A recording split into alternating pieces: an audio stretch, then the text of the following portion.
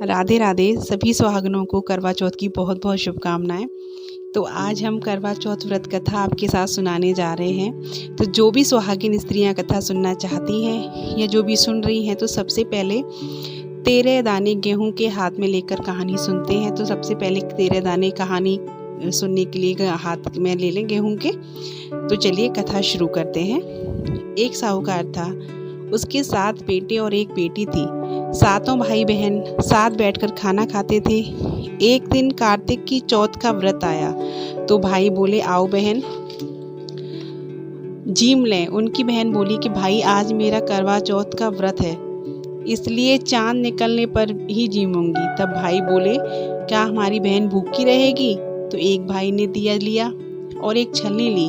एक पेड़ के पास एक तरफ होकर दिया जलाकर छलनी ढक दी और आकर कहा कि बहन तेरा चांद निकल आया है। तो वह भाभियों से बोली कि आओ भाभी अर्घ दे दें। तब भाभियां बोली कि नहीं बहन जी, तुम्हारा चांद निकला है, हमारा चांद तो रात को ही निकलेगा। तो उसने अकेली ने ही अर्घ दे दिया और भाइयों के साथ जीमने बैठ गई। पहली गस्सी में बाल आया, दूसरी में पत्थर निकला और तीसरे गस्सी में ससुराल से बुलावा आ गया कि जमाई राजा बहुत बीमार हैं, जल्दी से भेज दो। तब माँ बोली कि साड़ी पहनकर ससुराल चली जा और सोने का टका पल्ले में बांध दिया और कहा कि रास्ते में कोई भी मिले तो उसके पैर छूती जाइयो और उनका आशीर्वाद लेती जाइयो। सब लोग रास्ते में मिले और यही आशीर्वाद देते हुए गए कि ठंडी हो, सब करने वाली हो, सातों भाइयों की बहन हो, तेरे भाइयों को सुख दे। परंतु किसी ने भी सुहाग का आशीर्वाद नहीं दिया। ससुराल पहुंचते ही दरवाजे को छोटी नंद खड़ी थी, तो उसने उसके पैर छुए तो नंद ने कहा, सील हो, सपूती हो, 7 पुत्रों की माँ हो, तेरे भाइयों को सुख मिले। यह बात सुनकर उसने जो सोने का टका माँ ने दिया था वह खोलकर दे दिया अपनी ननद को। अंदर गई तो सासू ने कहा कि ऊपर मुंडेर में वहां जाकर बैठ जा। जब वह ऊपर गई तो देखा कि उसका पति मरा पड़ा है, तो वह बहुत रोने लगी, चिल्लाने लगी। उसकी सास दासियों से कहती है वह ऊपर पड़ी है, उसको बंधी हुई रोटियां दे आओ। इस प्रकार माँ की तिल चौथाई और बोली कि करवे ले लो, करवे ले लो, भाइयों की प्यारी करवे ले लो, दिन में चांद उगाने वाली करवे ले लो, भाई ज्यादा भूख वाली करवे ले लो।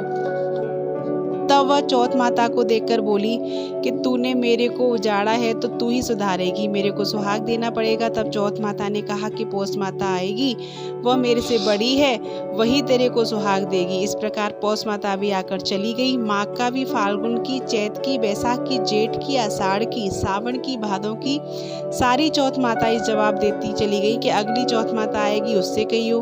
बाद में आश्विन की चौथ माता आई और कहा कि तेरे ऊपर कार्तिक की चौथ माता नाराज हैं, वही तेरा सुहाग देंगी, तब उसके पैर पकड़कर बैठ जाइयो। यह कहकर वह तो चली गई। बाद में कार्तिक की चौथ माता आई और गुस्से में बोली कि भाइयों की प्यारी करवे ले लो, दिन में चांद उगाने वाली करवे ले लो, ज्यादा भूख वाली करवे ले लो। तब साहूकार की बेटी पैर पकड़कर बैठ गई और रोने लगी।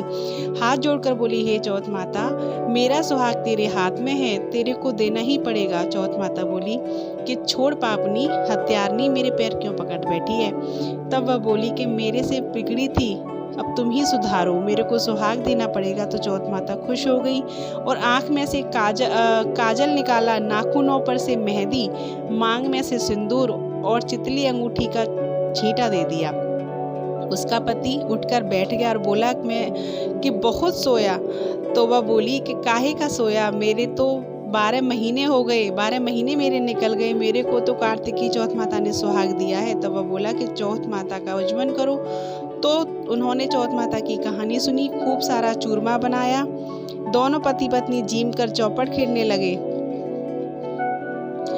नीचे से सासू जी ने जो रोटी भेजी थी तो दासी ने आकर कहा कि वह तो दोनों चौपट खेल रहे हैं। सास देखकर बहुत खुश हो गई और देखकर बोली कि क्या बात हुई?